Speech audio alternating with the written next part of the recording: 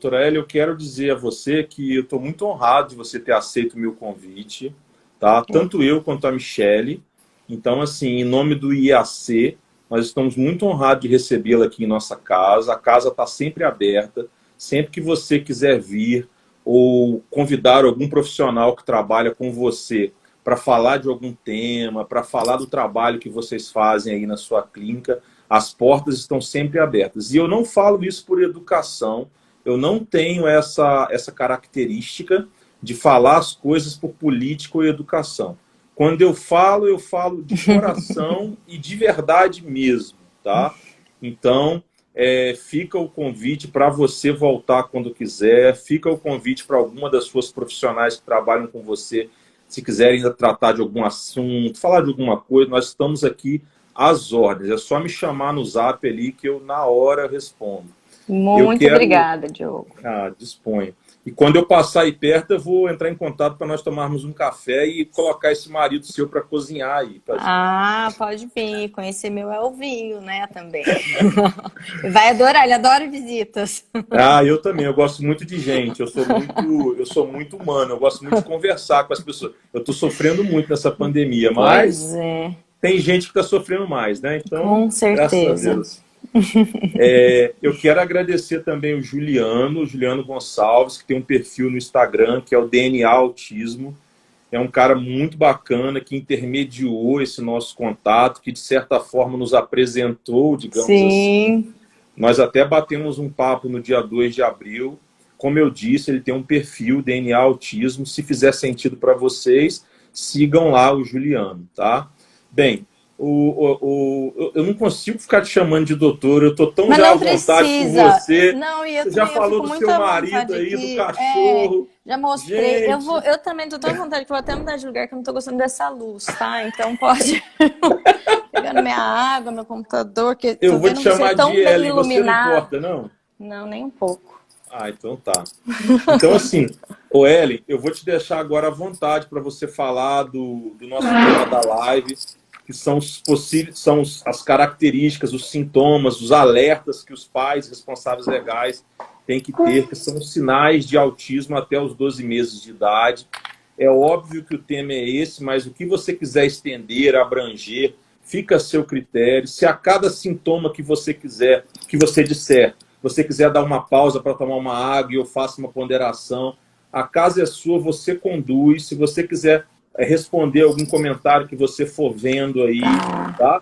A casa é sua. Quando eu achar aqui que eu devo fazer alguma pergunta, algum questionamento, eu levanto a mão, mas com toda sinceridade eu estou aqui mais hoje para ouvi-la, tá? Porque essa questão desses sinais, a gente ouve muita coisa, a gente lê muita coisa, todos nós, né? Mas assim, nada substitui a experiência, né?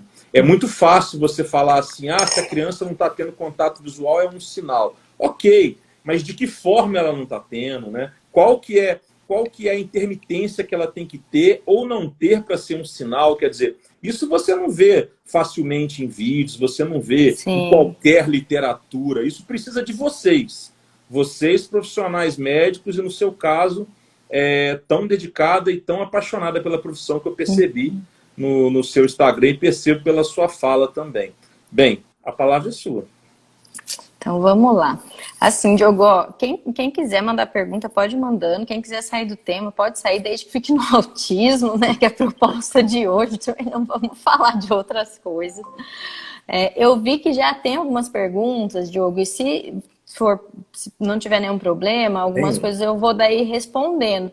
Eu não sou muito bom disso de ficar vendo as perguntas, mas eu tô dando uma rodada aqui, que eu vi que tinha alguém pedindo, pelo amor de Deus, para ajudar com depressão, para adulto não é muito minha área, acho que um psicólogo comportamental, né, Diogo, pode ajudar, enfim. Tô só vendo se tem mais alguma coisa. Bom, eu vou começar respondendo essa pergunta aqui da Leide Mineiro, perguntando se todo autista tem comorbidade. Acho que todo é uma palavra intensa dentro da medicina, né? Dentro da área de saúde em si, na verdade.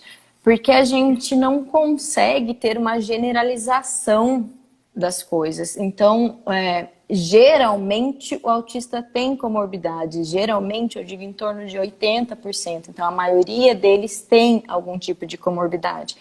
Mas não, nem todos têm comorbidades.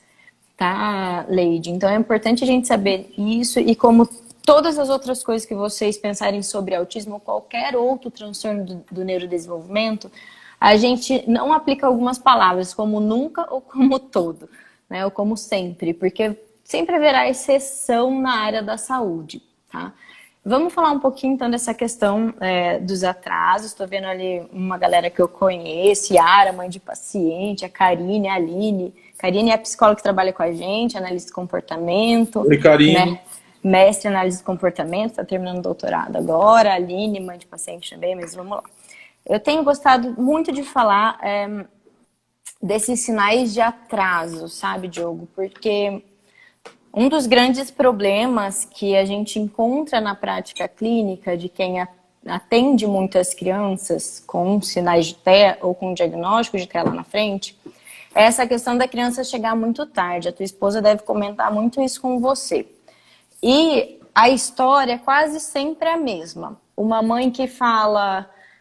olha, doutora, eu passava no pediatra e eu falava que tinha alguma coisa de errado, que meu filho estava atrasado, porque o primo já falava, o primo olhava nos olhos, o primo brincava funcionalmente, e o pediatra falava, mãe, para, você está procurando pelo em ovo, mãe, você está ficando louca.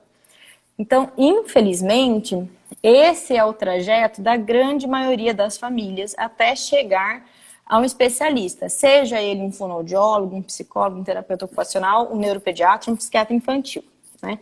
Até chegar alguém que olhe para aquela criança e fale, poxa, realmente tem pelo nesse ovo mesmo, né? E hoje a gente briga muito por essa questão do diagnóstico precoce. Não é nada fácil a gente enxergar esses sintomas antes dos 12 meses. Na verdade, é bastante complexo. A gente precisa ter bastante experiência, muito cuidado e lembrar que ninguém está batendo martelo em diagnóstico. Mas se fala muito hoje no nosso meio, né, das pessoas que atendem muito o TEA, sobre um fenótipo, que seria um pródromo de um diagnóstico de autismo, ou seja, alguns sinais que podem estar ligados a um futuro diagnóstico, daqui a um ano e meio. Então, por exemplo, lá na clínica, a gente já avaliou um bebê e acompanha um bebê que chegou com 4 meses, porque a mãe notava que esse bebê não fazia contato visual na mamada. É um bebê que está super, hiper, mega bem, porque ele, desde os 4 meses, ele veio sendo submetido a uma intervenção, com orientação parental, etc. Mas é um sinal que já chamava muita atenção da mãe lá atrás. Então, esses sinais... nem sempre são tão fáceis de perceber como essa mãe percebeu. Tá? Tem um trabalho que é de 2014, que eu gosto bastante de mostrar nas minhas aulas, porque é comum os pais falarem, olha, eu percebi os sinais depois de 1 ano e meio, né? Ou meu filho estava indo super bem e de repente com 1 ano e meio a coisa foi ladeira abaixo, eu comecei a perceber um monte de sinal de TEA. Na realidade, o que acontece é que essas crianças têm alterações desde o início. Mas a partir dos 6 meses, essas alterações, esses sintomas vão ficando cada vez mais evidentes por N fatores, né? Tem a questão toda que quanto mais a criança cresce, mais habilidade ela precisa ter em termos de linguagem, em termos social, né? E daí aquilo que é deficitário vai ficando mais gritante.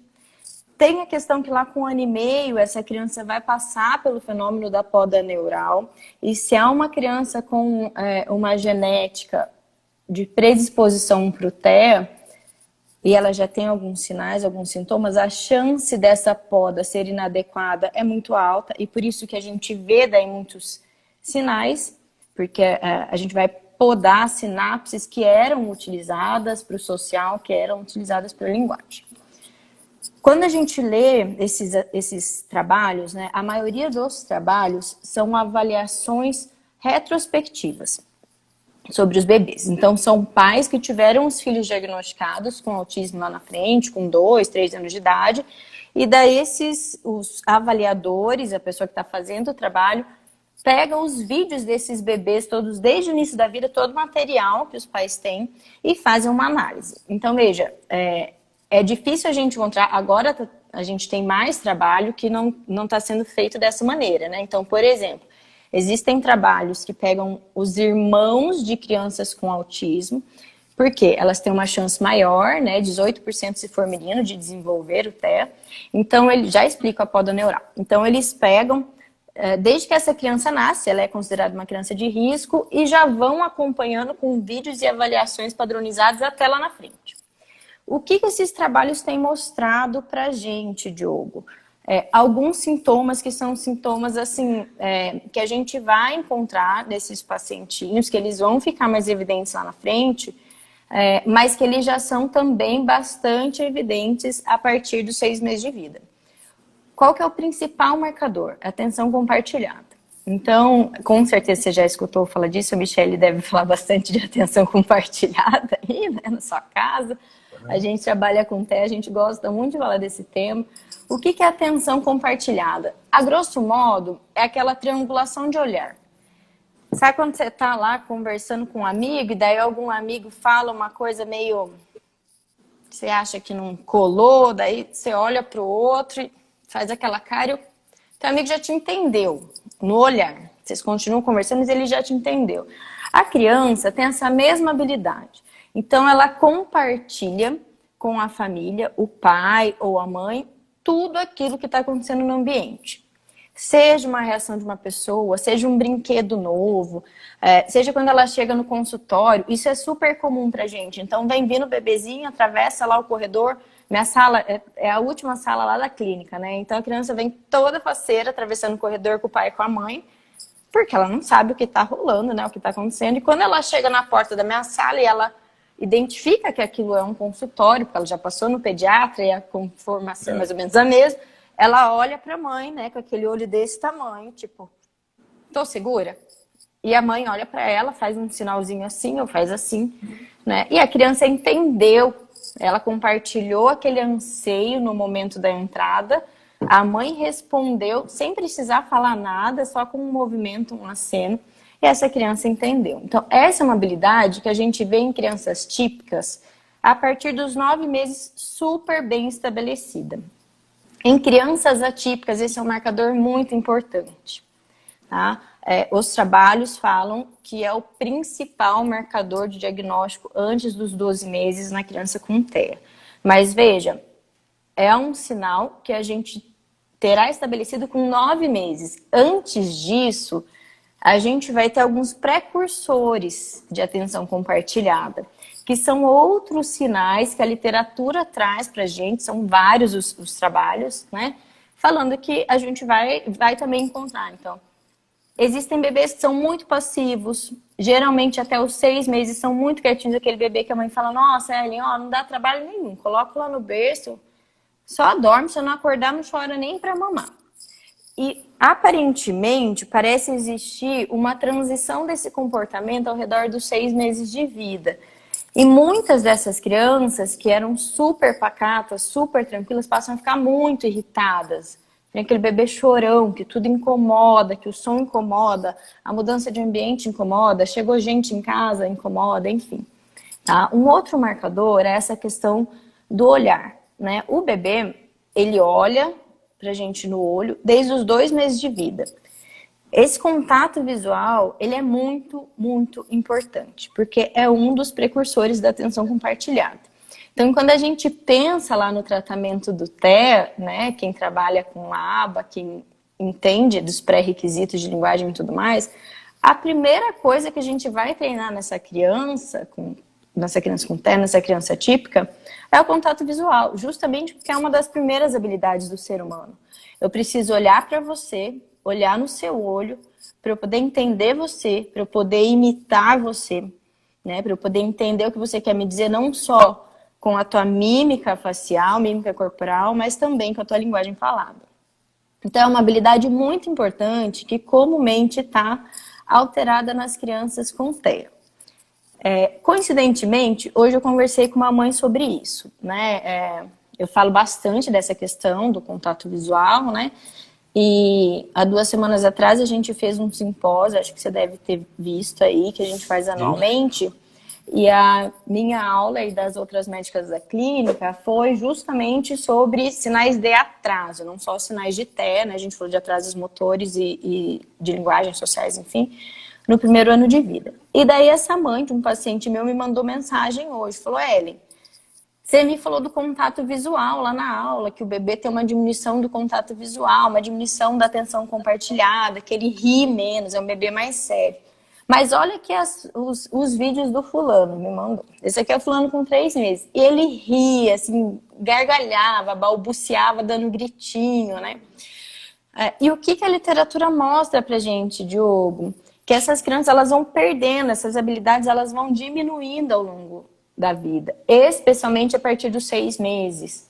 Então, por isso que é muito difícil antes dos 6 meses a gente olhar para uma criança e falar: nossa, essa criança, os sintomas são importantes, os sintomas são muito evidentes, porque essa criança vai perder muitas dessas habilidades. Esse bebê era claramente um bebê que teve uma perda. É uma criança ótima, tá indo super bem, mas claramente era um bebê que tinha uma reciprocidade muito maior antes, com 3 meses de vida, do que agora, com 2 aninhos de idade. Tá? O que mais que a gente vai ver nesse bebê pequeno? A criança, com 9 meses de vida, ela tem que ser plenamente capaz de olhar quando a gente aponta. Tá? E se a gente aponta longe, tipo, olha o passarinho, olha a árvore, olha o céu, essa criança também precisa olhar. Né? Ela já não está olhando mais só naquele livro que a gente aponta a figura do au-au, ela está olhando para coisas que estão distantes.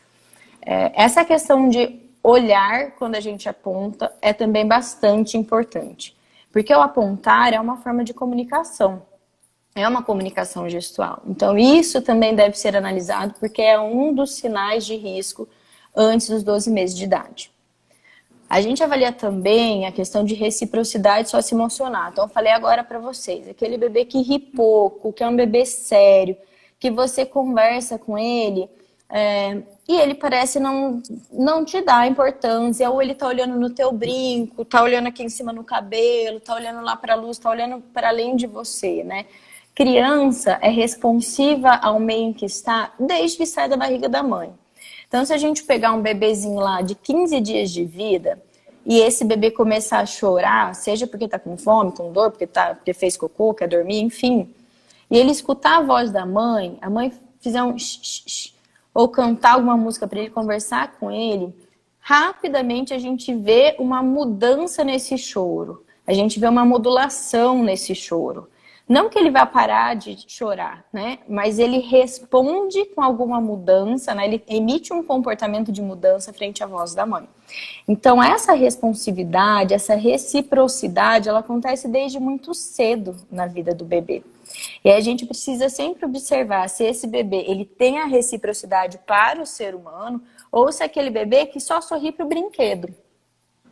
Que você pega o móvel, pega o chocalho, coloca um objeto que brilha, ele racha de dar risada, mas aí você vai na frente dele, conversa com ele, faz gracinha, muda a voz, né, que a gente costuma fazer muito com os bebês, e ele tá lá sério, parece que ele não entende, né? E um outro ponto que é muito importante a gente observar são das vocalizações e balbucios. Então, aqueles gritinhos, aqueles pá, pá, pá, pá, mama, mama, que são os balbucios e que vão ficando silábicos até que essa criança vai desenvolver a linguagem falada, né, do mamã com função, papá com função, né, mamã para mamãe, papá para papai. Isso tem que estar presente.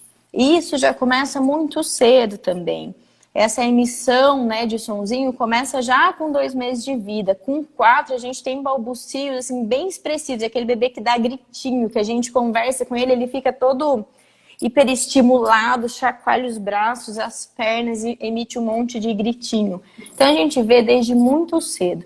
Então quando a gente pensa nesses sinais precoces, Diogo, a gente tem que observar muito, especialmente esses que eu falei para vocês. São variáveis, tá? Tem trabalho que fala que é mais importante você ver o contato visual primeiro, tem trabalho que fala da vocalização, mas todos são consensuais sobre a importância da atenção compartilhada, especialmente nos bebês a partir de 9 meses, sendo que todo esse restante que eu falei para vocês, a gente encara como precursor de atenção compartilhada. Então, o que a gente analisa quando a gente está conversando sobre tudo isso, sobre olhar, reciprocidade, vocalização? Como é que está desenvolvendo a atenção compartilhada dessa criança? Ela está desenvolvendo os pré-requisitos para uma boa comunicação, porque a atenção compartilhada é um degrauzinho antes da linguagem. Eu preciso de atenção compartilhada para eu entender que eu tenho que me comunicar com você. Seja pela linguagem falada, seja para a minha linguagem corporal, gestual. Né? Então, o que a gente avalia quando a gente vê um bebê pequeno, Diogo, basicamente está sempre relacionado a esse desenvolvimento de atenção compartilhada. Você quer falar alguma coisa? Quero, mas eu estou te esperando. Eu quero sim. Se você me interromper, eu nunca mais paro de falar, porque eu sou... Não, eu tô tranquilo, eu tô com meu horário assim, eu não tenho compromisso daqui a pouco, não. Aqui em casa a gente não vê mais televisão há uns 2 anos, assim. A gente só tem Netflix, Amazon Prime, em casa também. YouTube. Não tem mais essa coisa de Sky, nada.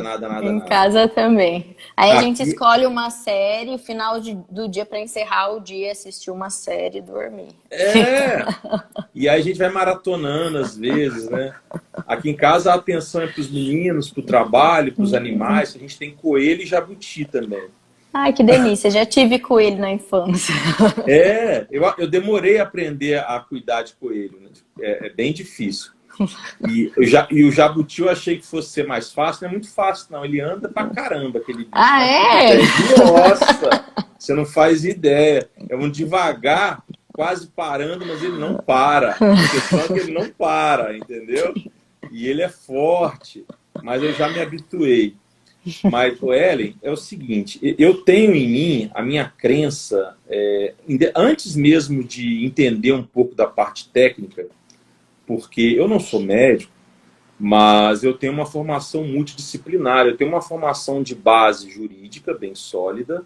Antes do direito eu cursei educação física, então acaba que eu aprendi um pouco de desenvolvimento infantil, trabalhei com bebês, dando aula de natação, nada próximo do que você falou, até porque eu nem sabia por onde andava o autismo naquela época, lá em 97. Mas assim...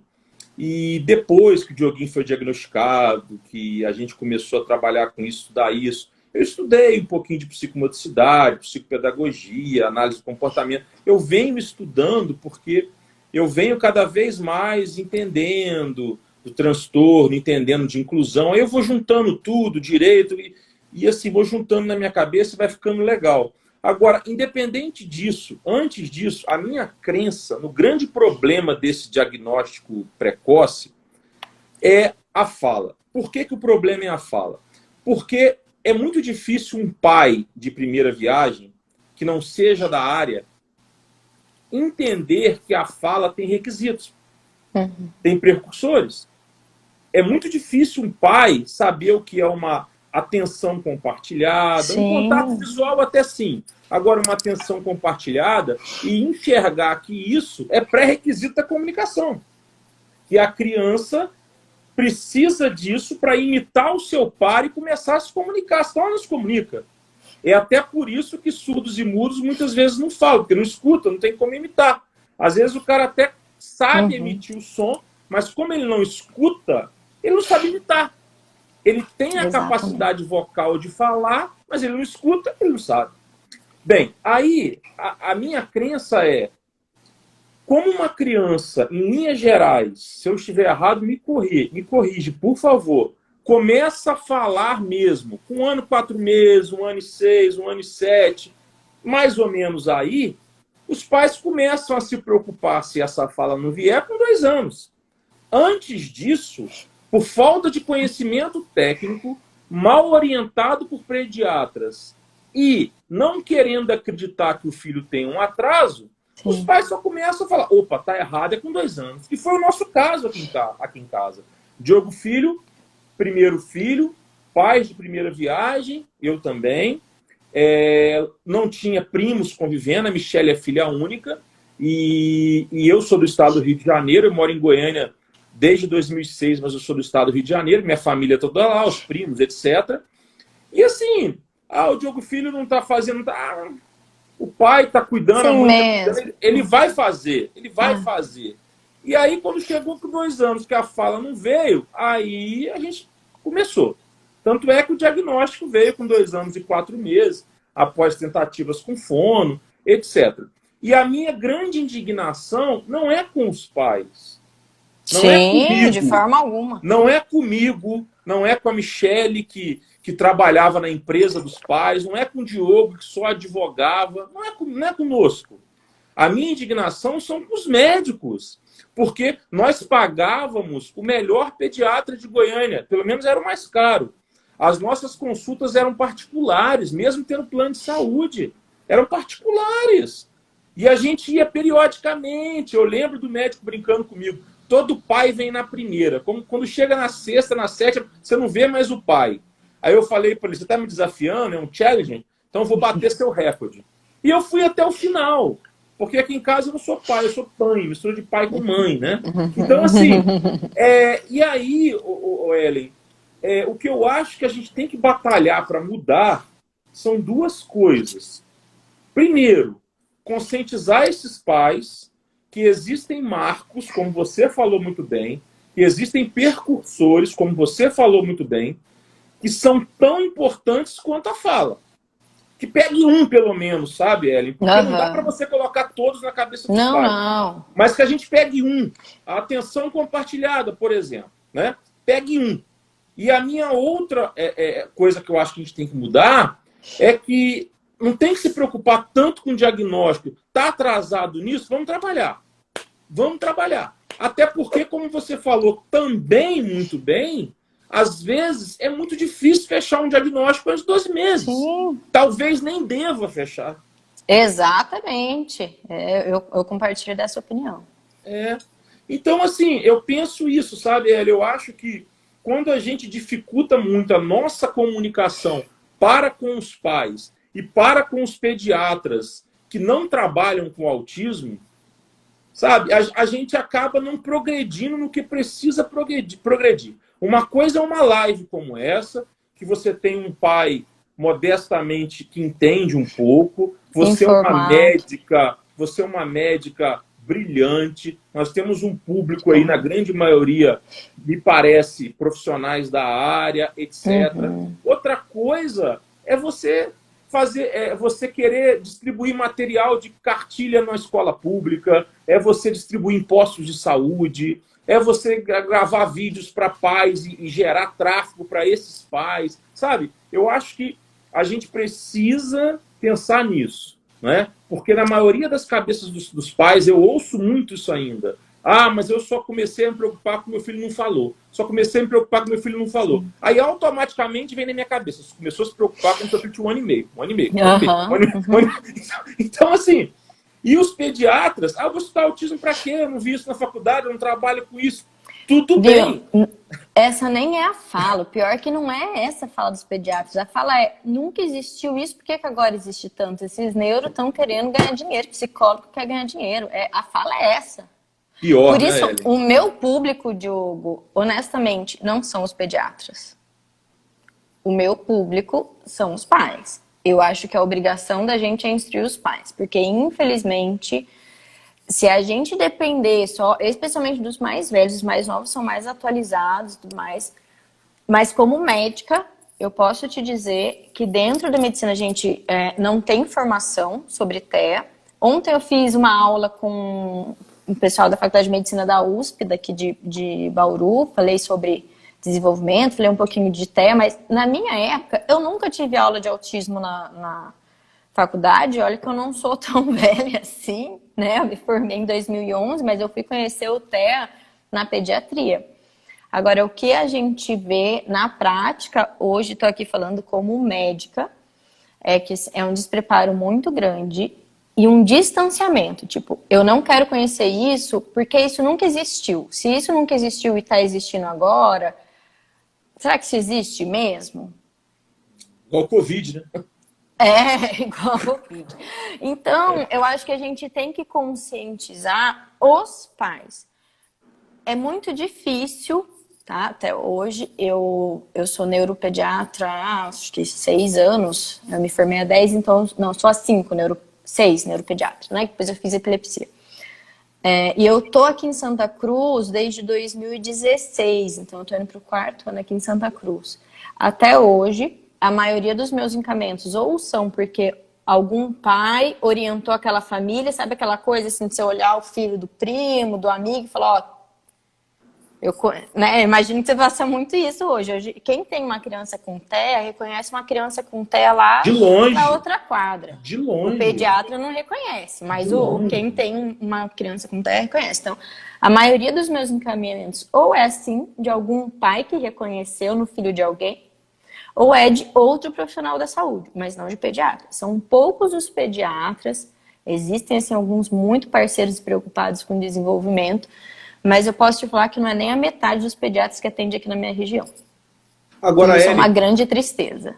Muito triste. Sabe por quê, Ellen? Porque por mais que o autismo seja estudado há pouco tempo, não é que ele existe há pouco tempo. Isso ninguém vai botar na minha cabeça. Eu sei que não foi isso que você disse. Eu sei que isso é a fala dos pediatras. Então, assim,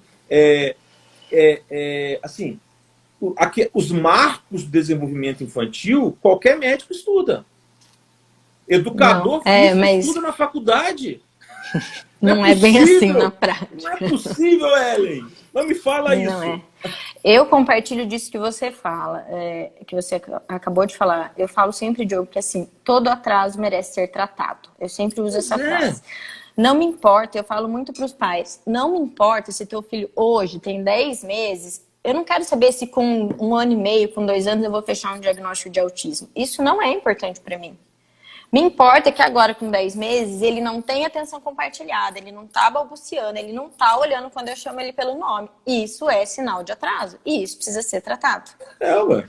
E quando a gente deixa de tratar isso, ali no começo da vida, enquanto essa criança tá com a neuroplasticidade, assim, totalmente, né, no potencial máximo, eu não só estou tornando um diagnóstico de autismo mais real, mais próximo, mas eu também estou favorecendo para que esse diagnóstico não seja de um nível 1 ou 2. Eu estou favorecendo que essa criança receba um diagnóstico lá na frente com sintomatologia grave, com bastante comprometimento, precisando de muito apoio. Então é por isso que a gente fala muito de intervenção precoce. Intervenção precoce não é para você começar o tratamento com 3 anos de vida. É a gente começar ali no máximo com 1 ano e meio. Né? A realidade é essa. Mas é uma realidade muito distante da nossa prática, infelizmente. Pois é. Agora, você sabe o que eu acho que faz muito a ciência do autismo, do diagnóstico evoluir? São os direitos. Porque, por exemplo, nos Estados Unidos, a primeira lei federal a falar de direitos de autistas, e aí quando se fala de direitos de autistas lá em 1975, pós-período de segregação, blá, blá, blá, o Estado começa a cobrir isso. O Estado começa a garantir esses direitos. Então, veja bem, o Estado não quer gastar nem os planos de saúde, seguro-saúde, com quem não é autista. E aí, o que os pais começaram, as famílias, é claro que já em 80, 90, etc. Meu filho tem atraso e é autista, meu filho tem atraso e é autista. E aí é porque queria que tivesse a intervenção, porque, como você disse, qualquer tipo de atraso merece e deve ter intervenção. Só que para o autismo tem a cobertura. Se não for o autismo, não tem. Então, assim, se desenvolveu muito essa questão do diagnóstico lá, se desenvolveu muito a questão do diagnóstico precoce, por causa de quem vai pagar a conta.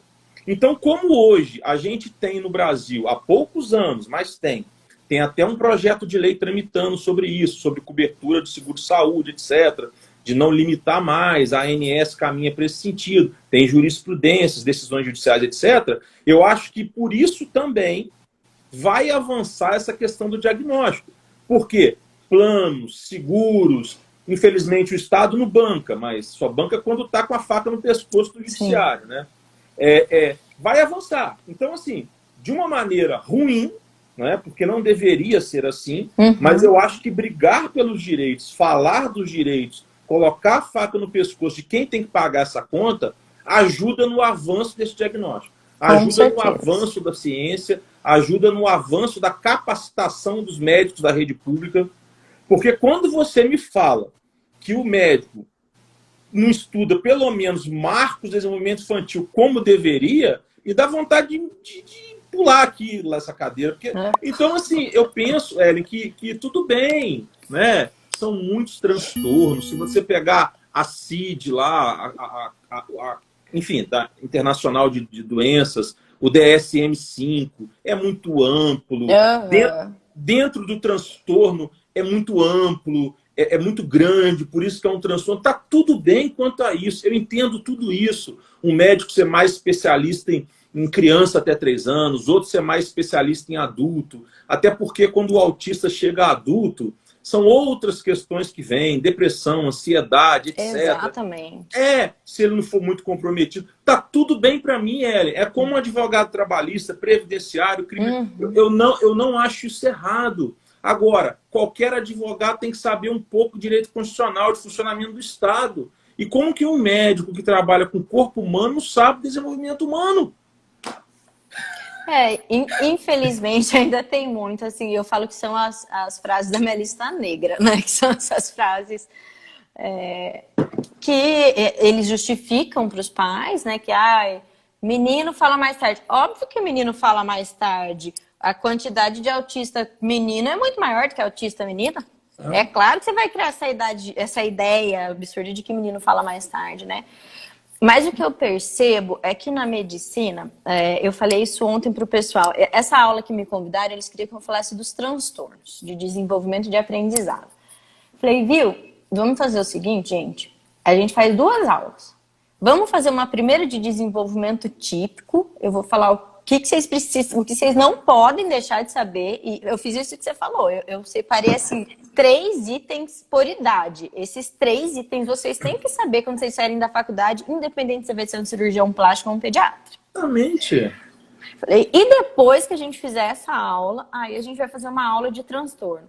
Porque a gente entra na medicina com sede por doença, por patologia, por transtorno. E a medicina não é só isso. A gente não tem como saber o que está errado, tá? Atípico, se a gente não souber o que é típico.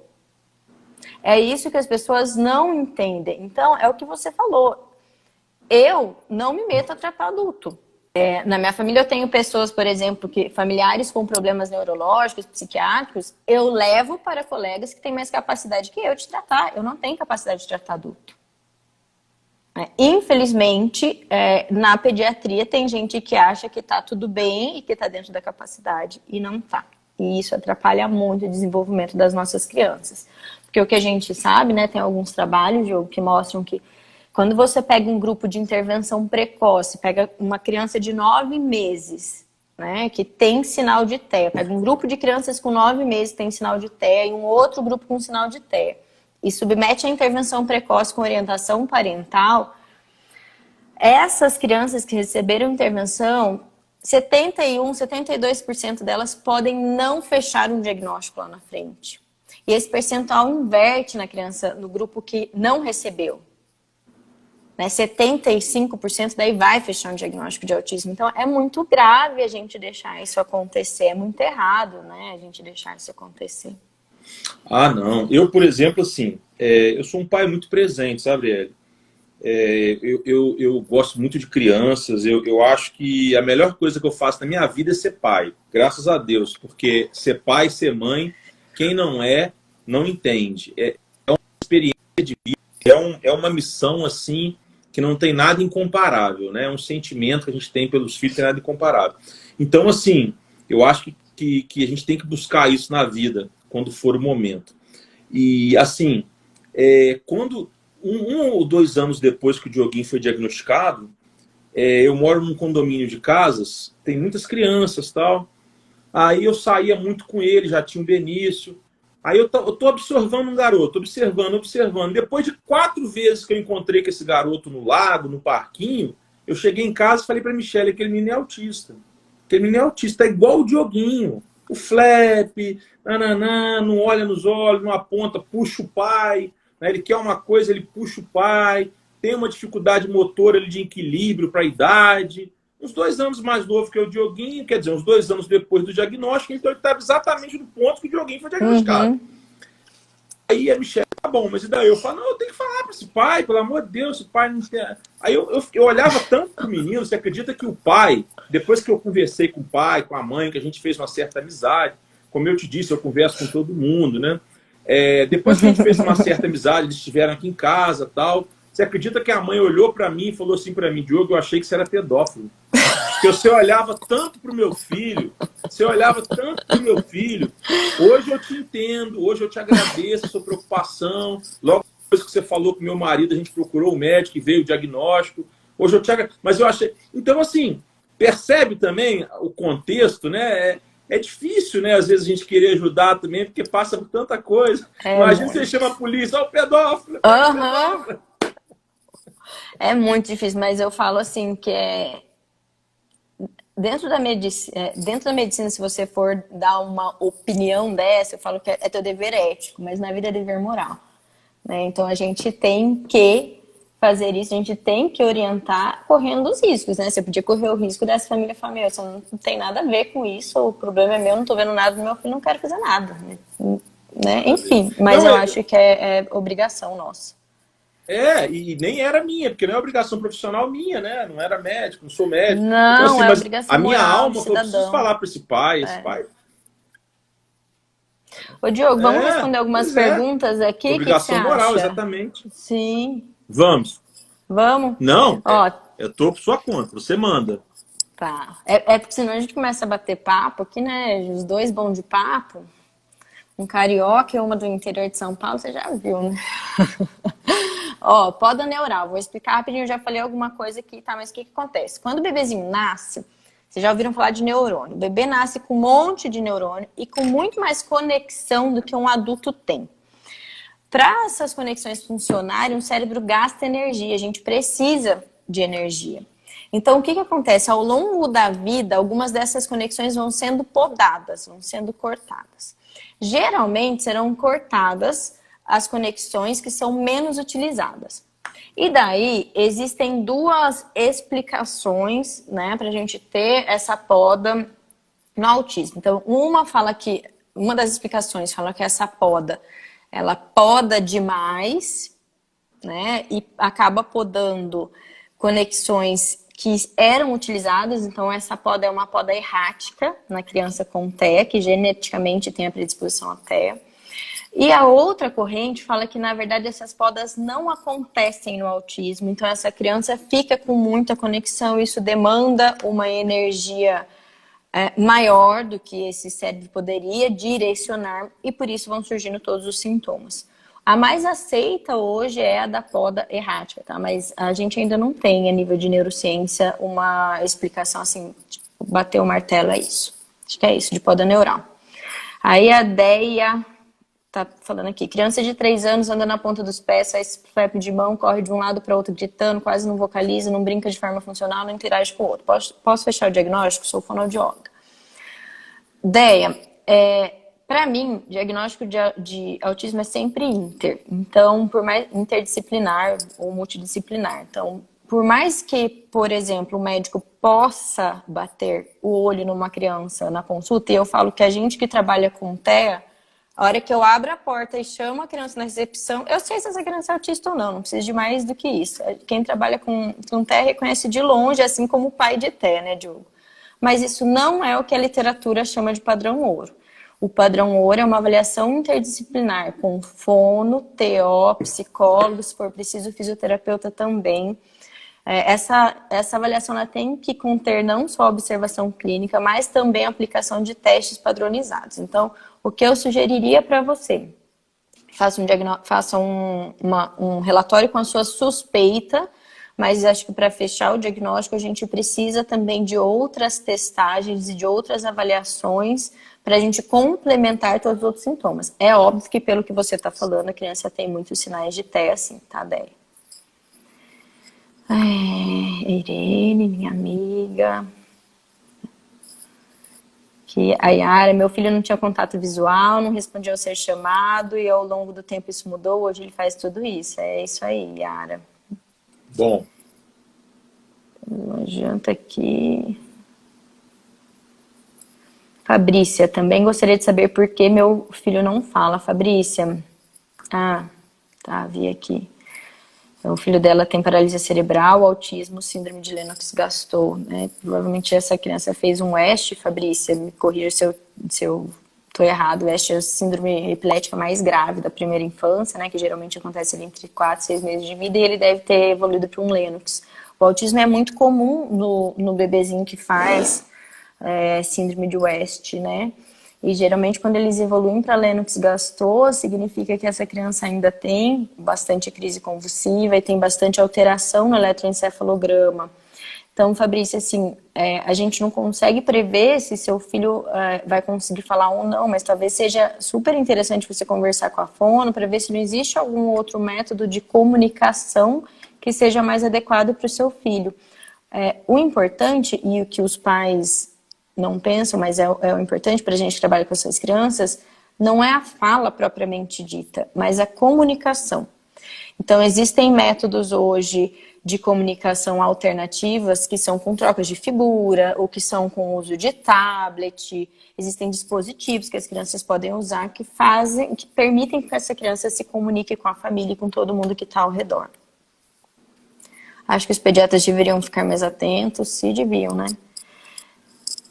Eu percebi, sempre falei para o pediatra, e ele nunca nem tentou investigar e nem encaminhar para outro profissional avaliar e tirar aquela dúvida da família. Isso é muito triste, né? Eu falo que coração de mãe nunca erra, mãe sempre tem razão. E às vezes, esses dias eu atendi um bebê, e quando eu avaliei esse bebê, eu falei, a mãe veio porque não... ele teve um episódio, parecia uma crise convulsiva, mas não era uma reação medicamentosa, sabe?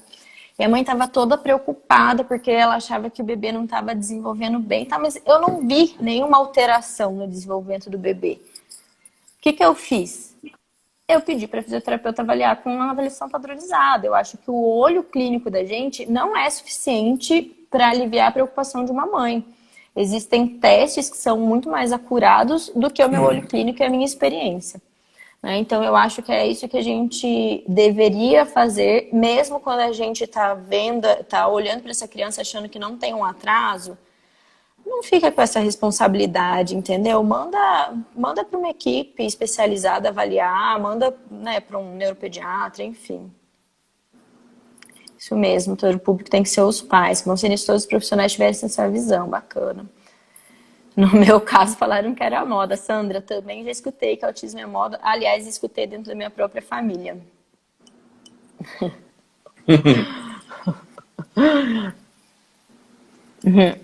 Essa do papai, né?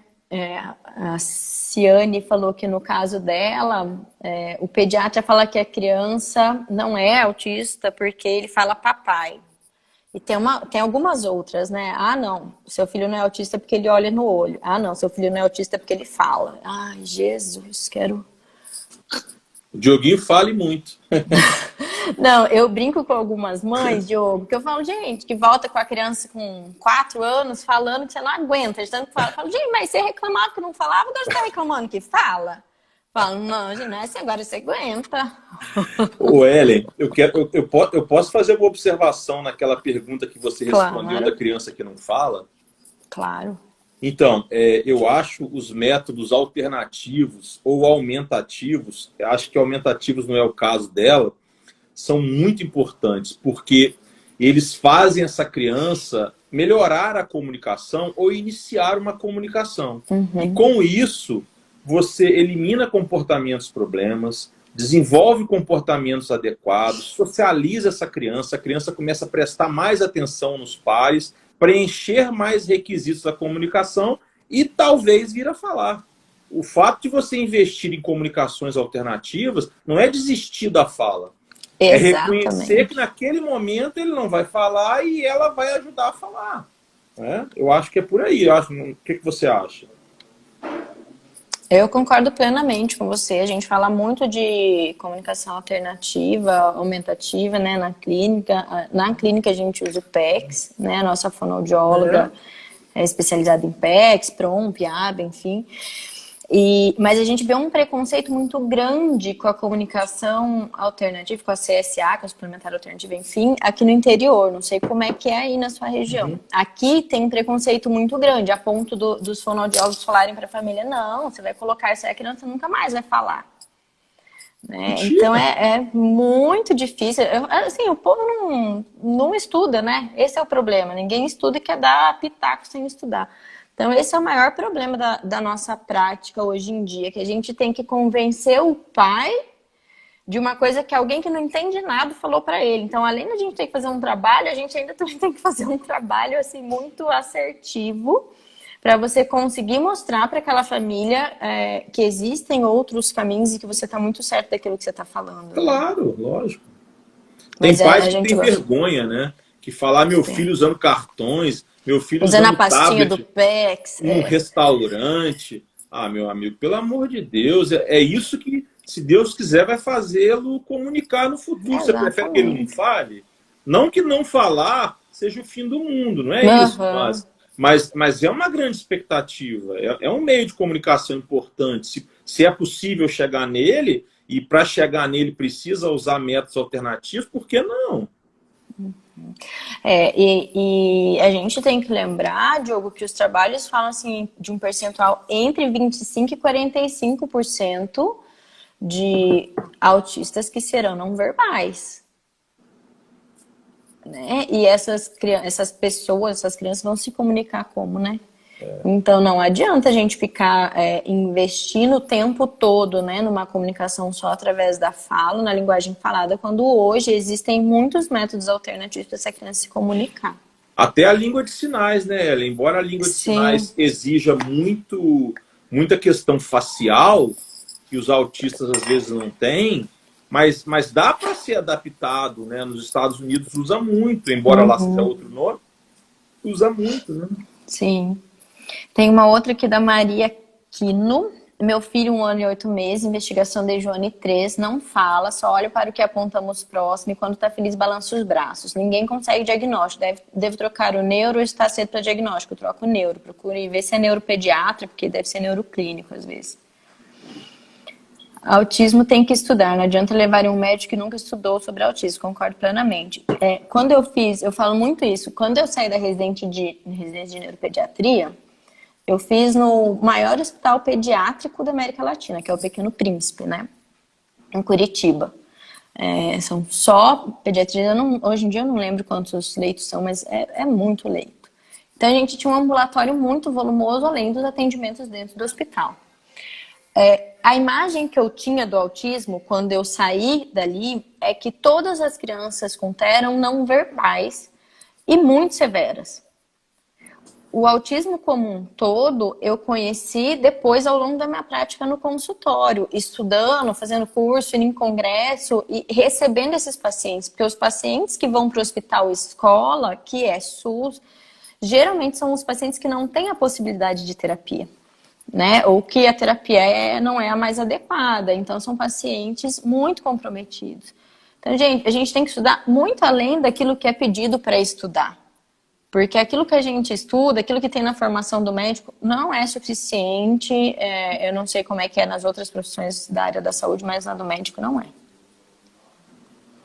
Ainda bem que na educação já temos sala de AE para as crianças com autismo. Eu acho super bacana, Sônia, mas eu acho que essas salas de AE podiam ser otimizadas se os professores tivessem pelo menos uma formação básica em análise do comportamento, em comunicação suplementar e alternativa, suplementar e aumentativa. A gente teria muito mais ganho ainda do que já tem com essa sala, sabe? Acho que a gente podia otimizar isso. Direitos do autista, Diogo, isso é com você, eu não sei. Num outro momento, né? Senão a gente pode dar então, senão a gente nunca mais para de falar, mas é uma live que eu quero que você faça comigo também. Eu oriento muito os meus pacientes, óbvio que eu não sei muito sobre direito, mas eu sempre oriento buscar um advogado, porque eles têm um respaldo legal e eles têm direito ao tratamento. Então, mas eu quero uma live dessa com você. Na hora que você quiser. Ô, Ellen, toda ciência é muito bom senso também. Toda ela. Então, quando se fala de direito, diagnóstico, tudo, uma pessoa com bom senso já é meio caminho andado. Por isso que você dá boas orientações jurídicas, eu tenho certeza. Por isso que eu sou detestada dos planos de saúde. Eu não queria falar desse assunto, sabe? Mas assim, eu tô aqui imaginando, eu tô achando que a Ellie, eu acho que a Ellie deve ter alguma coisa aí já com os planos de saúde, seguro-saúde, porque do jeito que ela tá falando, defendendo a Muitas, mas causa. não tenho problema não. Durmo bem tranquilo com a minha cabeça no travesseiro, isso que importa. Má Fernandes, crianças com 2 anos e 4 meses que não fala, não tem contato visual. Pode ser TEA? Pode ser TEA. Ela tá com um atraso importante, né? A gente falou já que o Diogo, uma criança de 1 ano já começa com 2 palavrinhas funcionais. Uma criança de 2 anos tem que estar falando em média 200 palavras funcionais e frasezinhas assim com pelo menos 2 palavrinhas, tipo, quer mamãe, dá bebê, tô com sono, quer papai, enfim. E o contato visual, aquilo que a gente falou, no bebê de 2 meses a gente já tem contato visual estabelecido e isso só vai ficando mais intenso ao longo da vida. Então, acho importante você procurar um especialista para avaliar o seu filho, sim. Giane, sou apaixonada pelo autismo, de enfermeira e especialista em saúde mental e psiquiátrica, fiz pedagogia, terminei neuropsicopedagogia recentemente, cursando aula. Que legal, Giane, parabéns. É bom, né, a gente ver pessoal dedicado. A Ciane aqui falando, medicina capitalista e não negra. Não entendi. Não entendi exatamente sobre o que ela quis falar. Fono da dica, dei muita aula sobre eles, típico para pediatras e neuro. Legal. A gente estava falando dos pediatras, né? Uma vez por ano a gente faz o simpósio, como eu te falei. Esse ano eu não sei dizer quantos pediatras participaram porque foi online, né? Mas nos 2 anos anteriores a gente teve no primeiro ano um público de acho que 180, 190 mil pessoas, que foi em 2019. Nós tínhamos 2 pediatras entre todo o público. E no ano passado foram 220 pessoas e não tinha nenhum pediatra. E o simpósio é sempre sobre temas do neurodesenvolvimento. E assim, não é um simpósio, digamos assim, não, é o pessoal da clínica, a gente está acostumado com eles. Não, a gente traz Paulo Liberalesso, Renata Veloso, Lucelmo, Nathalie, enfim, é sempre com gente aí da mídia que tem muito nome e tudo mais. E mesmo assim a galera não se interessa não, viu? Nossa, eu não sei o que eu fiz, que eu apertei alguma coisa. Ah, consegui. Criança com atraso na fala, mesmo assim diante de atraso... eu acho importante também a gente lembrar que não é porque a criança não fala que ela é autista, tá, gente? Aliás, o atraso de fala hoje, ele não é um critério diagnóstico, porque a gente tem bastante TEA verbal, inclusive pequenininho, pitoquinho, tá? A gente precisa também avaliar todos os diagnósticos diferenciais. Existem muitos diagnósticos diferenciais para atraso na fala, inclusive... diagnósticos só relacionados à fala, diagnósticos relacionados à linguagem, diagnósticos relacionados à cognição, como, por exemplo, a deficiência intelectual, o TDAH. Então, é importante a gente avaliar tudo isso. Rayana, não só é possível, como a incidência de autismo na síndrome de Down é muito maior do que na população em geral, tá? Então, é importante avaliar com bastante cuidado essa criança com síndrome de Down. Tem algum exame para diagnosticar TEA? Não, não tem. É bem importante a gente falar disso também, porque hoje na prática clínica a gente vê as pessoas pedindo muitos e muitos exames. A gente pede alguns exames, sim, mas a gente pede exames assim, para avaliar a questão auditiva, para avaliar se biologicamente está tudo bem. Se essa aqui... Voltou? Para avaliar se essa criança não tem um problema de tireoide, uma anemia, enfim, alguma outra questão biológica que esteja prejudicando o desenvolvimento. Mas ressonância, eletroencefalograma, exames genéticos, nada disso faz diagnóstico do autismo. O diagnóstico do autismo ele é clínico e com avaliação padronizada, ponto. Bem que podia ter um exame, né, que você chegasse no laboratório, quero ver se meu filho é autista, ia ser bem mais fácil, acho que o diagnóstico ia ser mais rápido. Uma criança que teve atraso da fala, consequentemente da linguagem, poderia ser submetida a outro idioma? Tenho medo dele travar. Se ele já recuperou, Marta Araújo, se essa criança já está falando bem, já recuperou atraso de fala e de linguagem, sem problema. Se ele ainda está meio tropeçando, né, no idioma mãe, né, aí acho bacana esperar um pouquinho mais, conversar com a fono que acompanha, né. É. Poda neural no autismo, independente que seja autismo leve ou severo, independente. Todo mundo tem poda neural, tá, gente? Nós temos poda neural, mas a gente tem duas grandes podas ao longo da vida. Uma é ali entre 1 ano e meio, 2 anos e meio de vida, 1 ano e meio, 3 anos, e a outra é lá no final da adolescência. Essa primeira grande poda é a poda que está relacionada ao surgimento dos sintomas autísticos. Aquela última poda lá do final da adolescência é a poda que está relacionada com o surgimento de sintomas psicóticos, sintomas relacionados à esquizofrenia. Por isso que algumas teorias hoje cogitam a possibilidade da gente ter uma base neurofisiológica ali parecida entre sintomas de TEA e de esquizofrenia, mas é algo ainda a ser estudado. A Jo, que é a fono que trabalha com a gente, falou para eu falar um pouquinho da severidade. Jo, eu não vi pergunta, mas tá bom, vou falar. Acho que é importante, né, Diogo, a gente falar. Quando a gente fala de severidade, né, no dia a dia a gente escuta muito falando, ele é leve, moderado e severo. Na realidade, a gente não classifica assim. A gente classifica como nível 1, nível 2 e nível 3. Essa classificação não tem a ver com tanto que essa criança é agitada ou agressiva, como algumas pessoas pensam, porque senão ia ser muito fácil. Chega lá uma criança nível 3, eu coloco risperidona, ela vira nível 1 até o retorno. Não é isso que a gente usa, não são essas características. A gente avalia as características que essa criança tem, que são dos sintomas do autismo, os déficits comunicacionais, interacionais, os padrões de estereotipia, movimentos repetitivos, interesses fixos, dificuldade de mudar de rotina, enfim, tudo mais. E o quanto isso influencia na vida dessa criança, o quanto isso prejudica, faz com que essa criança não consiga desempenhar todas as funções que ela tem que desempenhar, independente da idade dela, conforme o esperado. Então, a gente fala que o nível é pelo apoio. A criança que tem o nível 1, ela é uma criança que precisa de pouco apoio. E daí é importante a gente falar do que acontece comumente com uma criança que recebe o diagnóstico, né, com 2 anos. Às vezes, o que acontece? O cara vai lá, faz o diagnóstico, fala, então, mãe, não, realmente, seu filho é autista. Daí, de alguma maneira, ele quer amenizar aquele momento que não dá para amenizar. Essa família precisa passar por essa dor. É o momento do luto e ela precisa disso até para que a criança seja tratada adequadamente. Daí, o que o médico faz para amenizar? Ele fala, é autista, mas é levinho, é nível 1. Uma criança de 2 anos não verbal. Gente, uma criança de 2 anos não verbal, ela já não é uma autista nível 1. A gente já vai pensar em pelo menos o nível 2, já pulando para o 3.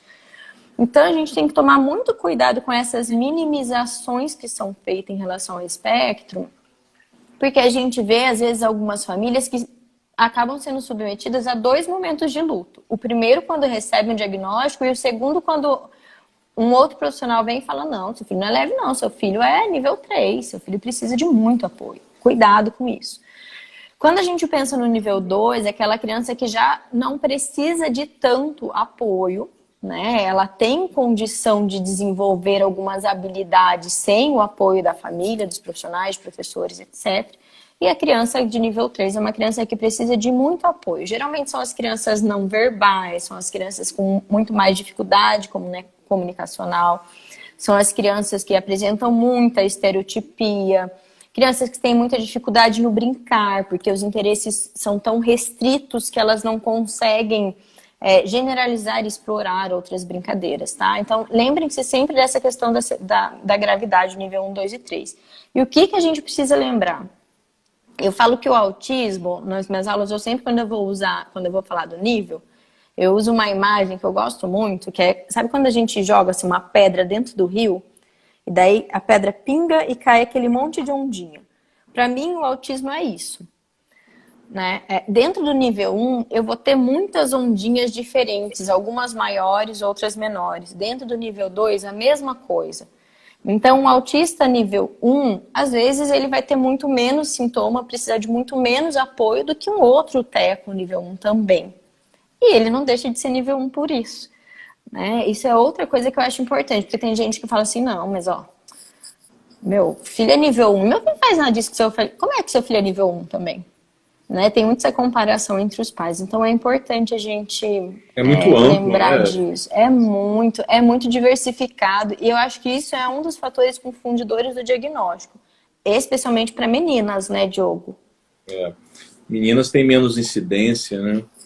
E Agora, menos sintoma. A menina leve, ela tem muito menos sintoma, né, aparente. Então acaba que esses critérios diagnósticos que nós temos no DSM-5 são bem mais difíceis de serem observados nas meninas leves do que nos meninos.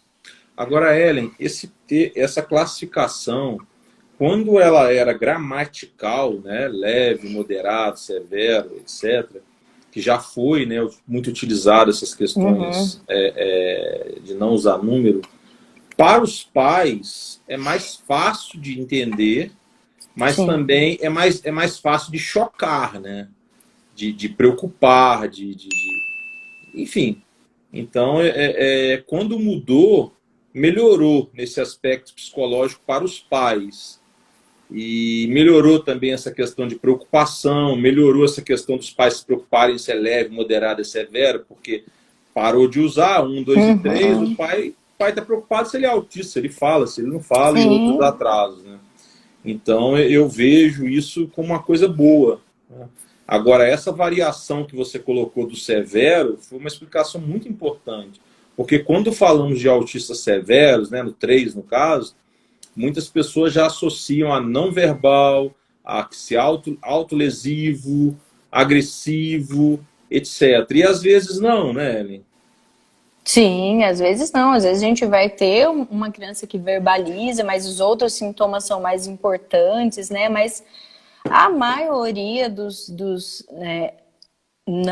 nível 3, eles terão algum déficit importante de comunicação. Isso, mais uma vez, né, falando, né, Diogo, isso não significa que serão não verbais, né? Comunicação é algo muito amplo. Uhum. Entendi. Ô, Ellen, lá no começo da sua fala, eu estou guardando uma pergunta aqui. Eu não sei se você já acabou de responder a pergunta das pessoas de todos aí. Eu tenho uma pergunta para fazer. Pode fazer, eu Se te você quiser, eu respondo, porque escrevo ainda ela tem aqui. várias. Não, pode falar. Vamos pular a frente aqui. Ah, tá.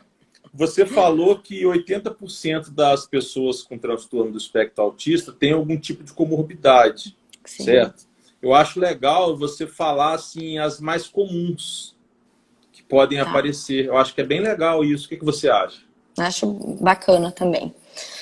E eu acho que o mais bacana é a gente falar do que é mito, né? Então eu queria começar pela uma das comorbidades assim, importantes, que é a deficiência intelectual. Porque a gente ainda escuta assim, meu filho é autista. Ah, seu filho é autista, que bacana, todo autista é muito inteligente. Não.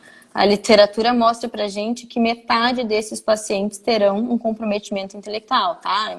Então, mais ou menos aí uns 50% desses pacientes terão um comprometimento.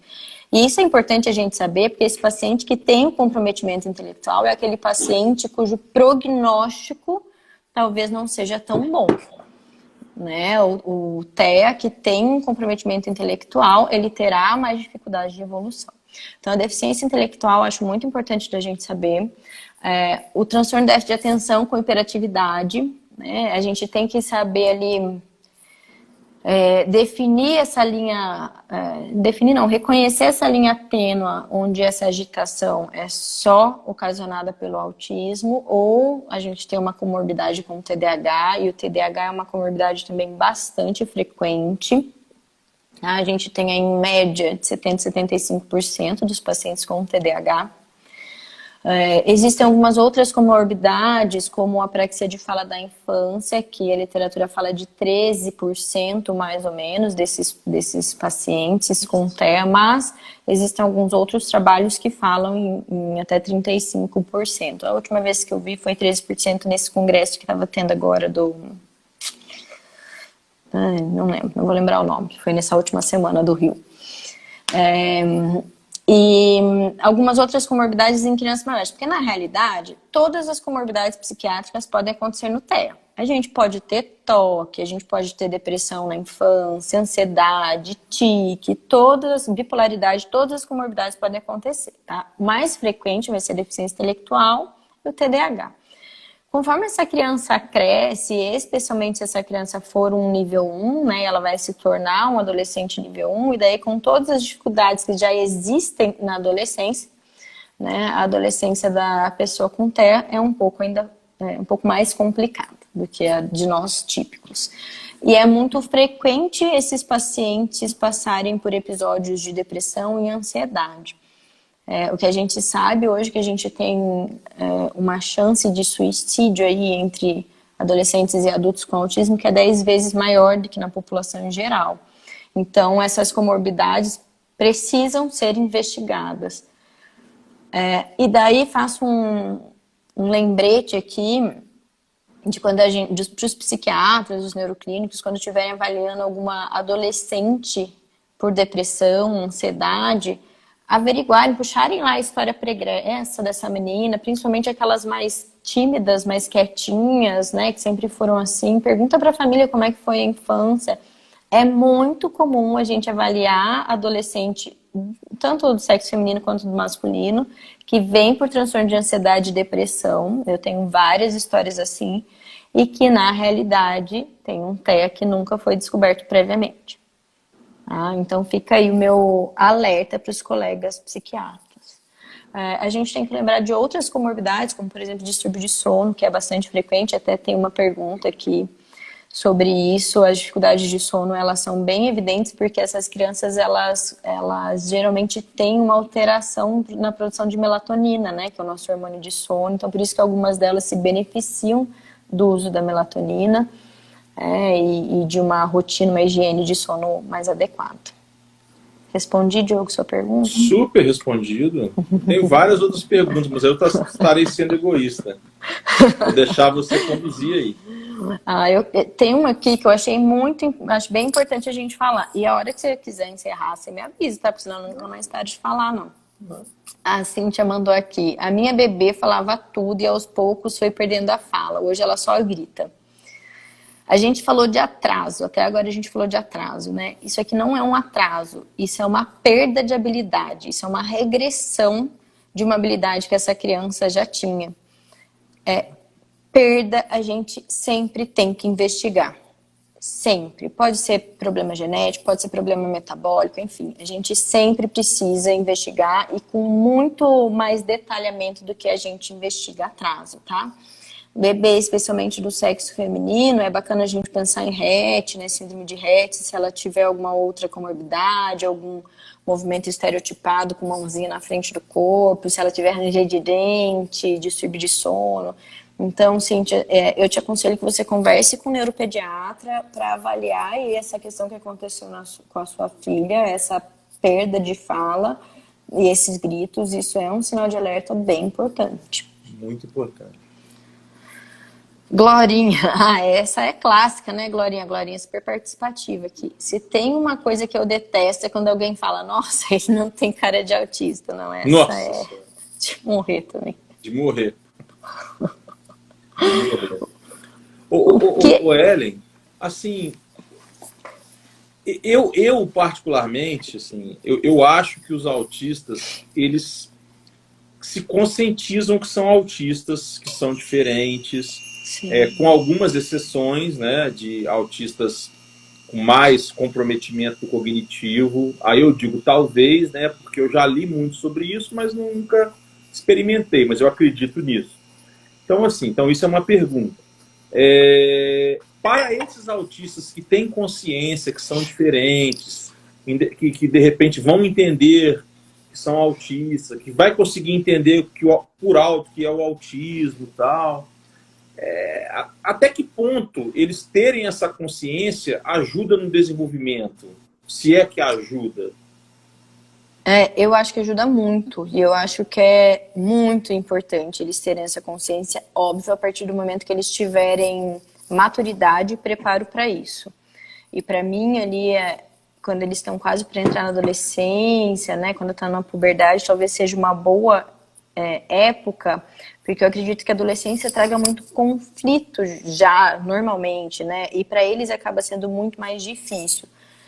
Mas o que a gente vê, especialmente depoimento, Diogo, de adultos que receberam o diagnóstico, né, mesmo depois, né, de mais velhos, essa fala de que a vida melhorou muito depois do diagnóstico, que eles conseguiram se entender porque eles não se encaixavam em alguns padrões. E isso diminuiu a ansiedade, isso diminuiu depressão, né? Isso diminuiu alguns outros transtornos. Então, eu acho muito importante que a pessoa tenha consciência quando ela tem essa capacidade intelectual, né, para ter.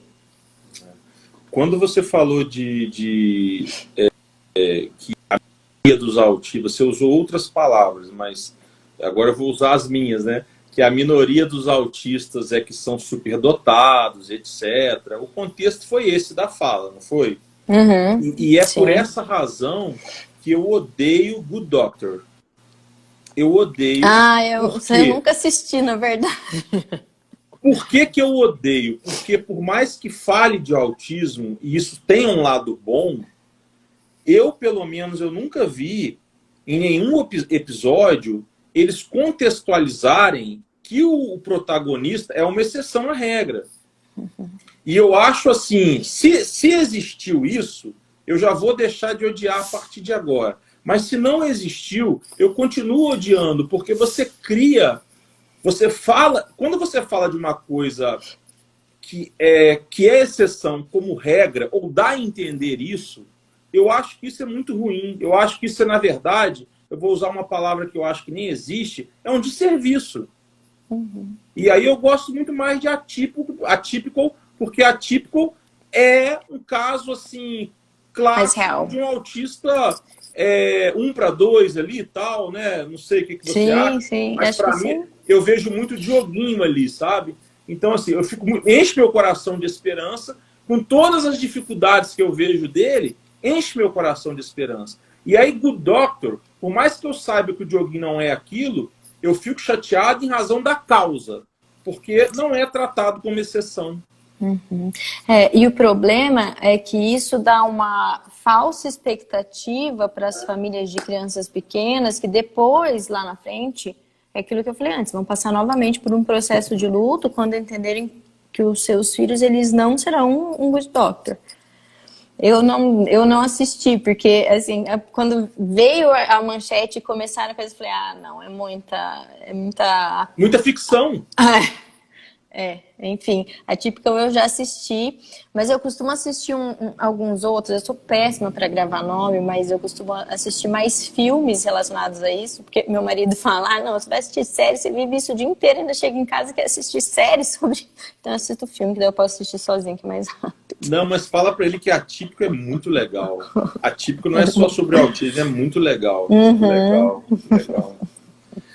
Assim, eu acho que seria interessante, que é interessante também, já que você não está com pressa de terminar, mas quando você quiser terminar, me fala, viu, também. Tá, a joia. gente fala aqui, a gente corta aqui. Você falar essa questão de sair do autismo. Acho que tem muito essa cultura, né, das pessoas. Vai sair do autismo, vai sair do espectro, né, etc. Eu acho que seria interessante você falar um pouco disso. Sim. Isso até agora tá bombando, né, na internet, porque a comunidade autista tá bem revoltada, né? Eles se sentem ofendidos e eu entendo isso. O que acontece? A literatura fala pra gente, e o próprio DSM é assim, né? Ele fala que pra gente fechar um diagnóstico, o sintoma ele tem que trazer um prejuízo funcional. Ao longo da vida, conforme essas pessoas são tratadas e vão evoluindo, algumas terão pouquíssimos prejuízos funcionais, né? Mas eu acho que a minha opinião é que a gente conhece ainda muito pouco do TEA na vida adulta, né? E quando a gente fala de muito pouco prejuízo funcional, a gente está vendo o que a gente enxerga, não o que eles realmente vivem. Tá? Então não dá para falar que um autista nível 1, que ele é funcional, tudo, ele trabalha, tem a casa dele, é casado, cuida dos filhos, etc., vai no mercado, paga as próprias contas, enfim. Não dá para falar que esse cara que faz tudo isso, mas que está tratando um transtorno depressivo decorrente do TEA, ele não tem um prejuízo funcional. Né? E daí, se ele tem, a gente volta lá para o diagnóstico. Então, o que as pessoas no espectro falam é muito isso, que a gente fala do diagnóstico de sair do espectro porque a gente vê o espectro como um estereótipo. E que quando a pessoa realmente está no espectro, eles sabem o quanto aquelas dificuldades que eles enfrentam no dia a dia têm um impacto na funcionalidade, no emocional, né, no psicológico deles. E a gente olha assim, não, o cara consegue trabalhar, consegue fazer tudo que eu faço, não tem estereotipia, ele é super funcional. Não, ele tem outros impactos que a gente não enxerga. Então, particularmente, o que eu falo para as famílias é assim, o que os trabalhos falam é que 13% dos pacientes, mais ou menos, vão ter esse sair, né? No meu ponto de vista, esse sair é aquele paciente que vai viver assim, o mais próximo do típico. Isso não significa que ele não vai ter prejuízo funcional. Então, é muito difícil a gente falar que ele realmente saiu do espectro. E outra coisa que a gente vê nesses trabalhos é que eles falam que pegam lá a criança pequena, botam intervenção e avalia com 4 anos. Saiu do espectro, mas se encaixou em outro diagnóstico, de TDAH, de TOD, de bipolaridade. Tá, e daí? Será que esse diagnóstico não foi feito errado lá atrás? O que a gente sabe é que os transtornos neuropsiquiátricos, quanto menor a criança, mais parecidos eles são, por mais experiência clínica e por mais que existam avaliações padronizadas. Então, eu acho assim, um tema bastante polêmico. Eu costumo falar para as minhas mães que elas não têm que lutar por isso. A causa não é lutar para sair do espectro, é lutar para ter vida com autonomia e funcionalidade, né? E que dentro, no meu ponto de vista, essas pessoas sempre terão sintomas de TEA, mesmo que sejam sutis. E eu sempre falo isso para as mães, o que isso não significa que ela não vai ser independente mesmo tendo alguns desses sintomas. Tem questões sensoriais, né, Ellen? Por exemplo, que são muito comuns a pessoas neurotípicas, e o autista está lá todo funcional, né, digamos assim, num linguajar bem popular, mas ele tem as suas questões sensoriais que permanecem, que podem refletir numa seletividade alimentar, num toque, até no dormir no lençol, numa textura, enfim, N contextos, né, Ellen? E, assim, é como você disse, os pais têm que buscar autonomia, né? Porque tem que preocupar muito com rótulo, nem com sair. Porque se a gente for falar mesmo rasgando o verbo, não tem cura, né? Tem cura, tem evolução, tem intervenções, tem substituições de comportamento, tem tudo isso agora. Exatamente. Não tem cura. Esse é um dos motivos que se fala que não é uma doença, né? A grosso modo as pessoas falam, né? Então todo mundo fala, etc. E eu concordo também, né? Também concordo. E eu acho que daí a gente acaba, de novo, vendendo para a família essa expectativa de que, assim, se eu mover mundos e fundos, o meu filho vai sair do espectro. E quando chega lá na frente e não sai, então a culpa recai sobre a família. Será que eu não fiz direito? Será que eu tinha que ter feito mais? Meu filho podia ter saído e não saiu? Então, eu acho muito complicado a gente falar isso. Você sabe que nunca passou pela minha cabeça assim, curar o Dioguinho, sabe? Nem quando eu não entendi o que era autismo lá em 2014, que de certa forma achava que era doença e tal. Eu nunca tive essa preocupação, esse anseio, quero curar o Dioguinho. Eu sempre fui focado como ele vai ser na vida adulta. A minha primeira pergunta que eu fiz para o médico que deu o diagnóstico a ele, pela primeira vez, assim, quando o médico acabou de falar, minha pergunta foi, qual é o grau e ele vai ser capaz?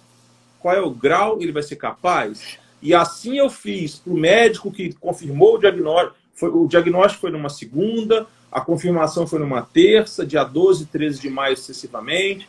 Dias depois estávamos em São Paulo, um terceiro médico e um quarto médico. Para todos esses médicos, e o grau e como ele vai ser no futuro. E o grau e como ele vai ser no futuro. Eu nunca, e hoje, até por questões técnicas, né, porque eu sei que não é possível, eu me preocupei. Assim, porque eu acho que o problema do autismo não é você... o autismo somente. É como as pessoas olham para o autismo, você se preocupar muito com opiniões alheias. Você precisa trabalhar isso com o seu filho, seja onde for. E as pessoas têm que se conscientizar. Você precisa fazê-las se conscientizarem, aceitarem, entenderem. Você não pode exigir das pessoas que elas saibam o que é. Se elas não trabalham com isso, não têm familiares, ninguém é obrigado a saber. Agora, elas são obrigadas a respeitarem todos os seres humanos, como você respeita um cachorro vira-latas na rua, como você respeita o idoso, como você respeita o negro, como você respeita N contextos. É só Sim. isso. E isso é o mínimo. Quando você tem isso, aí você começa a falar no mundo melhor, numa aceitação, numa conscientização, consegue desenvolver conversas, etc.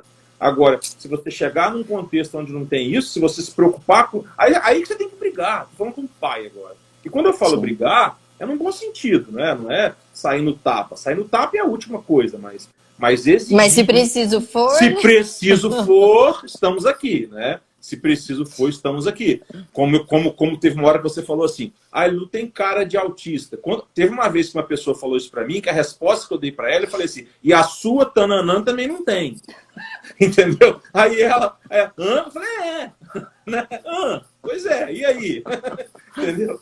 E aí a legislação vem avançando nesse sentido, com questão de carteiras de identificação, que antes eram só legislações estaduais, municipais, associações e tal. Assim, eu acho que a gente tem que brigar, sim, e acho que a informação liberta, sabe, Ela? A informação Com liberta. certeza. Buscar informação é o que há. Para mim, é o que há. Né? Concordo plenamente. Os pais nunca vão substituir os profissionais não querem ser substituídos pelos pais, mas os profissionais... E nem vice-versa. Mas os profissionais querem pais cada vez mais informados e capazes, porque essa parceria é que faz a coisa dar certo. Que faz a criança evoluir. Isso é muito nítido na nossa prática, né, Diogo? Existem famílias que são super participativas e existem famílias que não são. E às vezes aquela criança que a gente tem uma baita expectativa e tá naquela família que não é participativa, e a gente vê que essa criança ela não evolui como ela poderia, né, com todo o potencial. Então é triste. Eu acho que já tá bom. Ou você quer responder mais? Não, vamos responder só essa aqui. Porque eu gosto de polêmica. Eu tô constrangido de você que tá querendo, né? Já tá cansada, porque seu dia deve ter sido extenuante. Não, de todo mundo, né? Mas enfim, só esse aqui porque eu gosto de perguntas polêmicas. O exame mapeamento cerebral, dá para saber se a criança tem autismo? Gente, mapeamento cerebral não dá para saber nada. Não serve para nada. É uma baita enganação quando a gente pede esse exame. Ele não está correlacionado com o diagnóstico de TDAH e nem de autismo. Fiquei 1 ano na USP de São Paulo, estudando eletroencefalograma, fiz minha prova de neurofisiologista, tenho meu título de eletroencefalografista. Esse exame de mapeamento cerebral, ele não aparece em nenhum livro, né? A gente estuda pelos livros americanos, a gente quase não tem um livro em português, né, de eletroencefalograma, mas a gente não tem descrito o mapeamento em nenhum dos livros teóricos. Por quê? Porque a gente não tem estudo, não tem nada que comprove o benefício de se realizar esse exame. Então, na minha prática, por exemplo, eu nunca peço para nenhum dos meus pacientes. Né? Quem lauda eletro, lauda o eletro. Não clica no botãozinho lá do aparelho, que o botãozinho faz uma leitura por cor, onde tem a onda cerebral e dá um resultado. O exame ele tem que ser laudado pela pessoa que tem a formação, e não pelo aparelho. Acho que era a última que eu queria falar essa, porque essa todo mundo pergunta. Essa é boa mesmo. Essa é boa. Diogo, adorei estar aqui com vocês, mas realmente, né, já são quase 11 horas, mas eu acho que a gente vai ter que marcar mais uma. Então, eu vou te dizer exatamente isso. Como eu disse no começo, eu estou à disposição, a Michelle, nosso canal, nosso perfil, melhor dizendo.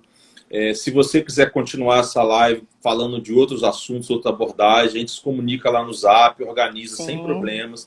Se você quiser que seja no seu também, não tem problemas, aí fica a seu critério.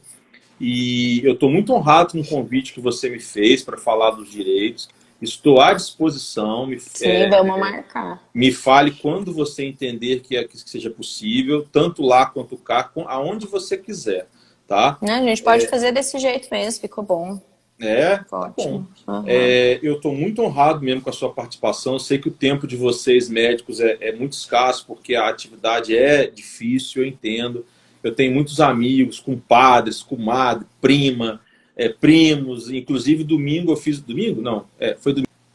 Live com um amigo psiquiatra sobre autismo na vida adulta, eu sei como é, né? Então, assim, você dedicar esse tempo a vir aqui conversar conosco, contribuir com todos esses conhecimentos que não caíram do céu para você, é por isso que eu sinto tão honrado, porque eu sei o tanto que você perdeu sono, perdeu tempo, gastou saúde para adquirir conhecimento. Eu sei o tanto que você se privou de coisas sociais para isso. E acho que isso é a maior mensagem que um médico capaz pode passar para as famílias, né? E para os demais profissionais. Se privem um pouco. Se privem um pouco, porque essa missão, se você escolheu essa missão, ou se o filho nasceu na sua família, você tem uma missão. Se privem um pouco. Um pouco menos de novela, um pouco menos de não sei o quê, de não sei o que lá. Não é deixar de fazer as coisas. Aham. Eu faço muitas coisas. Eu vou acabar essa live, vou passear com os cachorros agora aqui no condomínio. Então, assim, só que se prive um pouco, se dedique um pouco, estude um pouco, se informe um pouco. E quando você tem um médico que se dedica, que se prepara, que poderia ficar na zona de conforto, né? Você está numa região que só tem você. Você poderia, ou você e mais um, como você disse. Eu e mais um colega. Você está numa zona de conforto, você poderia ficar aí ganhando seu dinheiro, não aprofundar tanto, ao invés de ir para a França participar de congresso, ir para a França na beira da praia. Então, assim, não que não seja possível fazer as duas coisas. A gente tem que aproveitar, porque o euro é caro. Exato, mas você poderia ter ido só para a praia. Então, assim, quando você tem um profissional que priva do seu convívio, da sua saúde, do seu tempo, não tem nada mais precioso que o nosso tempo, para se dedicar a uma causa só para fazer o bem, para ser uma melhor profissional, isso é o maior exemplo, é o maior espelho, é o maior reflexo que os pais têm que ter e têm que entender. E não simplesmente chegar no consultório, a doutora, a consulta. Não! Ninguém nasce doutor, ninguém nasce sabendo. Ninguém come um comprimido e adquire conhecimento, experiência. Isso custa caro. Eu não estou falando de dinheiro. Isso custa tempo, isso custa saúde, isso custa diversos momentos de vida social que você deixou de ter para ter o que você tem. Então, assim, eu fico muito feliz de ter você aqui, porque eu gosto de conversar com pessoas comprometidas com aquilo que a gente está conversando. E não só conversando para ganhar seguidor, para aparecer. Não é isso. O propósito não é esse aqui. O nosso propósito, o meu e o seu, e eu me identifiquei muito com você quando eu convidei, comecei a ver o seu Instagram e comecei a ver que você é dedicada à causa, é humana. Eu não converso com pessoas em público assim, só por conversar ou porque ela tem nome ou renome. Não. É porque eu acho que vai ser uma troca de energia, vai ter uma contribuição e vai ser um relacionamento que vai gerar frutos de uma forma ou de outra, que seja para comer a parrilha com pimenta um dia, se Deus quiser. Juliano, tá bom. Vamos combinar, mas é longinho, vou te avisar. Eu queria aproveitar teu gancho e falar que eu realmente... eu gosto de estudar, eu falo que acho que se eu tivesse no espectro, meu hiperfoco com certeza seria o espectro. Mas eu tenho a honra de trabalhar numa equipe interdisciplinar, né, de ter uma equipe que preza pelo estudo, pela capacitação. Isso me obriga a estar sempre evoluindo. Isso me tira da minha zona de conforto, né? Porque a gente tem que se acompanhar no aprendizado. Então, isso é muito bacana. E é muito legal quando a gente encontra gente como a gente, que preza por isso, que quer trazer uma informação de qualidade, que quer sair da zona de conforto, como você mesmo disse. Não é nada fácil, né? A gente abdica de tempo. Eu tô aqui conversando com você tá aqui conversando comigo, tua esposa tá lá com seus filhos, meu marido tá deitado com o cachorro no quarto, enfim, a gente tá se privando de momentos com a família para estar aqui, para poder compartilhar um pouco do que a gente sabe com todo mundo. E eu acho que isso é muito importante. Eu vejo isso como uma missão que a gente tem, tá? O profissional de saúde que é capacitado, a gente tem a missão de levar informação para as outras pessoas. Você, na tua área, tem a missão de levar informação de qualidade para as outras pessoas. Queria te agradecer muito o convite, com certeza a gente vai fazer mais, agradecer o pessoal que está aqui. Tinha muita pergunta ainda, Diogo, para responder, mas muita mesmo. Eu fui baixando e tinha mais muita coisa. Então, fica para a próxima, que com certeza vai ser breve. Mas essas perguntas, Ellen, você pode divulgar o Instagram da clínica e o seu e, de repente, ir respondendo lá o que você acha. Ah, sim, óbvio. Eu ia falar, tinha esquecido. Eu não sou muito boa no merchan, mas o meu Instagram é o @Ellen_Manfrim. Meu Ellen não tem H, @ELLEN Manfrim, _neuropediatra. Ou da clínica que é @SomosIntegrar, é mais fácil, depois vocês me acham por lá. Podem mandar que eu vou respondendo, e eu tenho o costume de sempre que alguém manda uma pergunta, você deve ter visto, Diogo, eu coloco no store e respondo embaixo, porque eu acho que são muitas mães e muitas dúvidas que acontecem em todas as famílias. Então, uma dúvida ajuda a outra família e assim a gente vai caminhando junto. Com certeza. Eu tenho visto seus stories lá. Hoje você fez um post muito legal. Não sei se foi você ou se foi na clínica, porque acho que eu sigo os dois perfis, não sei. Mas, enfim, teve um post muito legal vindo de vocês aí, de TDAH, falando de Sim. questões de previsibilidade. Acho que é de hoje, não é? É, de hoje. É de hoje? Esse acho que é da minha página mesmo. Bem legal. Eu achei bem legal. Mas então... na clínica tem muita coisa bacana também, das outras profissionais daí. Diogo, então ficamos por aqui. Um grande abraço. Obrigado, foi uma honra estar aqui com você. Boa noite. Teremos mais logo. Boa noite, gente. Boa noite, turma. Obrigado, pessoal. Um abraço. Tchau, tchau.